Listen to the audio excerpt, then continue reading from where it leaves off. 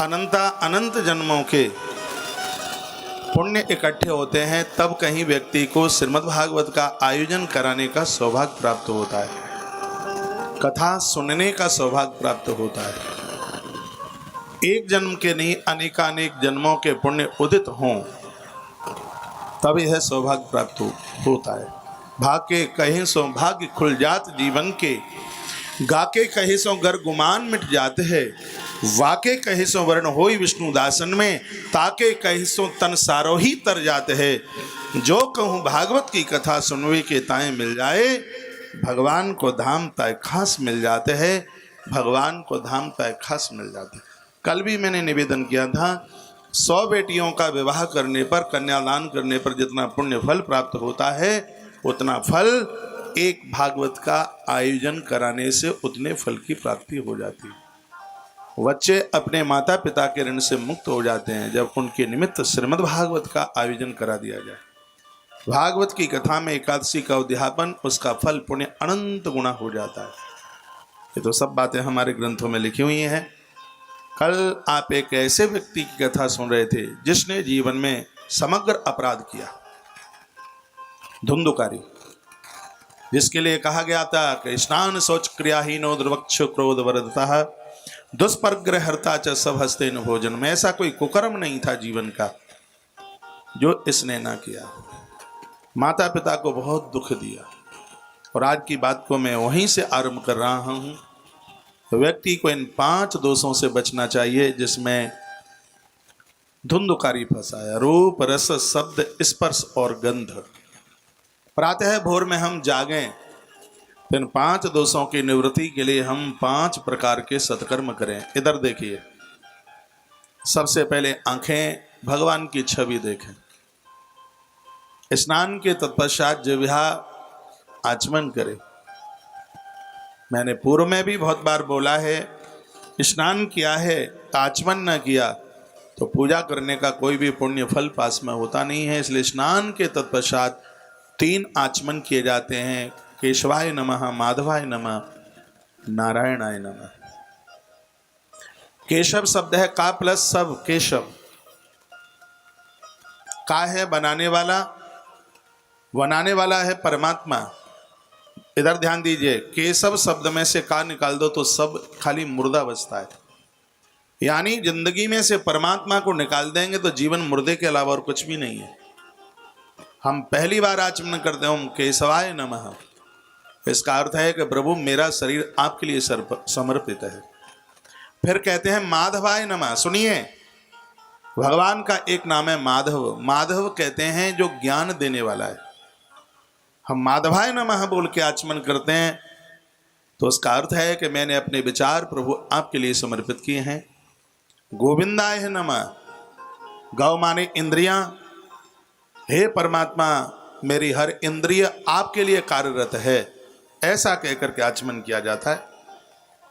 तो ऐसा धुंधुकारी के सब चीजें उसके आसपास भी नहीं थी। श्रीमद् भागवत जी की दिव्य कथा से उसका भी उद्धार हो गया। और कितना सुंदर लिखा है, सूत सौनकादियों को कहते हैं कि गोकर्ण के साथ जितने भी श्रोता थे वो ऐसे चले गए भगवान के धाम में जैसे राम जी के साथ अयोध्या के लोग साकेत के लिए गए थे। इस श्लोक बहुत प्यारा है। अयोध्यावासिना पूर्वम यथा रामेण संगता, कथा श्रवण तत्प्रीतो निरयो यो भक्तवत्सला, अयोध्यावासिना पूर्वम यथा रामेण संगता।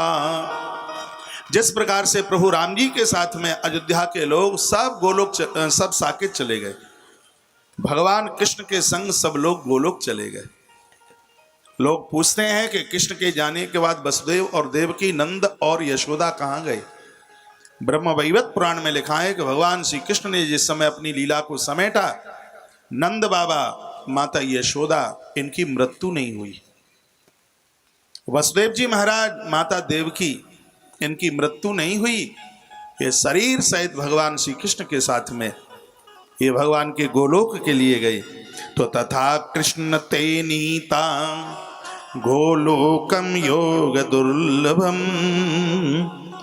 जो दुर्लभ है गोलोक, भगवान कृष्ण के साथ जैसे सब गोलोक गए हैं, उसी प्रकार से महात्मा गौकर्ण के साथ भागवत की कथा सुनते हुए सब भगवान के धाम चले गए। एक बार फिर निवेदन करूंगा, जिसने श्रीमद् भागवत का श्रवण ठीक से किया है, मृत्यु के समय पर पांव में कांटा लगे इतना भी उसे कष्ट नहीं होता। भागवत की कथा सुनने वालों के मुख में तुलसी पत्र और कानों में गीता के शब्द कहीं न कहीं से सुनने को मिलते ही हैं, जिसमें जीव का उद्धार, जीव का कल्याण होता है। देवसी नारद जी ने कहा, गुरुदेव ये कथा सुनकर के आनंद हो गया। तो वर्णम पंच विप्राणाम कथा भंग निवृत्त, कथा में किसी भी प्रकार का विघ्न न आवे। कर्तव्यम तेर हरि जाप्यम द्वादशाक्षर विद्या, ये ओम नमो भगवते वासुदेवाय इस मंत्र का जप करते हैं, इससे आयोजक को कथा का पूरा फल मिलता है। ये द्वादशाक्षर मंत्र बड़ा अद्भुत है, ओम नमो भगवते वासुदेवाय। इस मंत्र का अर्थ यह है कि आप ही ब्रह्मा हैं, आप ही विष्णु हैं, आप ही शिव हैं और आप ही आदि शक्ति हैं। नमो, हम आपको नमस्कार करते हैं। क्यों नमस्कार करते हैं? भगवते, आपने भक्ति, ज्ञान, वैराग्य और आत्म तत्व का बोध कराया है। फिर है वासुदेवाय, संस्कृत में वासु कहते हैं प्राणों को और देव कहते हैं स्वामी को। तो इसका अर्थ क्या निकलता है? आप ही ब्रह्मा हैं, आप ही विष्णु हैं, आप ही शिव हैं, आप ही आदि शक्ति हैं। हम आपको नमस्कार करते हैं। आपने ज्ञान, वैराग्य, भक्ति और आत्म तत्व का बोध कराया है और आप हमारे प्राणों के रक्षक हैं, आप हमारे प्राणों के स्वामी हैं। ये 8 मंत्र हुए दीक्षा के। जो जानकार जो गुरु लोग हैं ये उनको पता होता है। 8 मंत्र हैं दीक्षा के, अष्टधा मंत्र हैं दीक्षा के, और उन मंत्रों में ये विशेष मंत्र है ओम नमो भगवते वासुदेवाय। माँ भगवती जगदम्बा पार्वती इस मंत्र को जपती है। गुरु के बिना तो किसी मंत्र पर ओम लगाने का अधिकारी है ही नहीं कोई।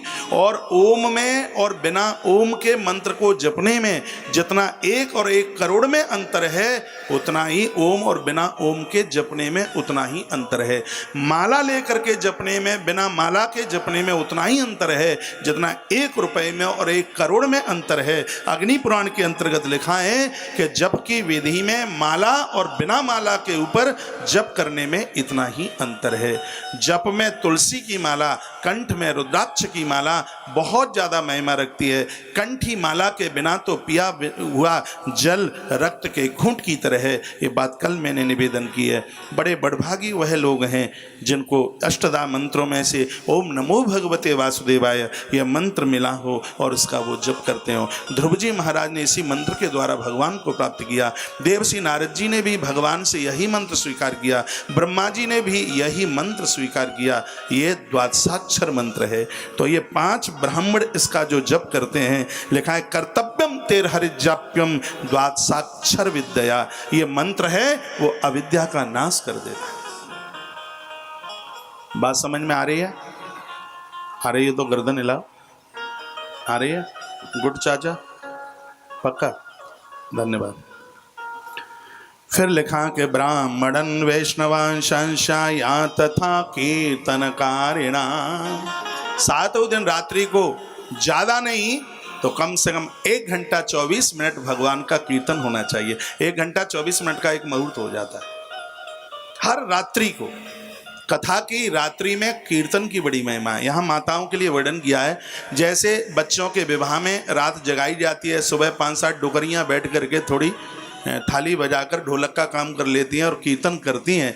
उसी प्रकार से कथा के दिनों में भी भोर में बिना नहाए धोए हुए बासे ही मुंह बस जगी और जगते ही कुछ भगवान के नाम का कीर्तन कर लें। इसमें स्पष्ट है कि भोर में माताएं कीर्तन करें और रात में मर्द लोग कीर्तन करें। शायद रात में माताओं के लिए इसलिए मना कर दिया होगा कि पांडाल परिसर में रात्रि के समय में नारी को उतनी सुरक्षा नहीं है, इसलिए इसमें पुरुषों के लिए रात्रि को बोला और माताओं के लिए भोर में बोला। अपना अपना काम करना जरूर। रात्रि से परिसर में कीर्तन हो, माताएं सुबह रात जगाएं, सुबह कीर्तन करें। फिर लिखा है आ सूर्योदय भारम्य सार्थ त्रिप्रहांतिकम। आयोजकों के सहित श्रोताओं को चाहिए कि वो भोर में सूर्य उदित होने से पहले जागे। और देवी देवताओं की पूजा करें। वाचनीया कथा सम्यंग धीर कंठा सुधीमता। एक ब्राह्मण श्रीमद् भागवत के मूल श्लोकों का पाठ करे, क्योंकि कथा से भागवत पूरी होती नहीं है, भागवत पूरी होती है मूल श्लोकों का पाठ किया जाए। 18,000 श्लोक हैं इसमें और 34 घंटे लगते हैं एक भागवत जी को पूरा करने में। हमारे यहाँ बड़े विद्वान आचार्य आनंद शास्त्री, जो कि इस समय देश में जो जाने माने भागवत जी का मूल पाठ करने वाले विद्वान हैं, उनमें से एक नाम आता है। कोई उनकी एक गलती बता तो दे, इतना सस्वर पाठ।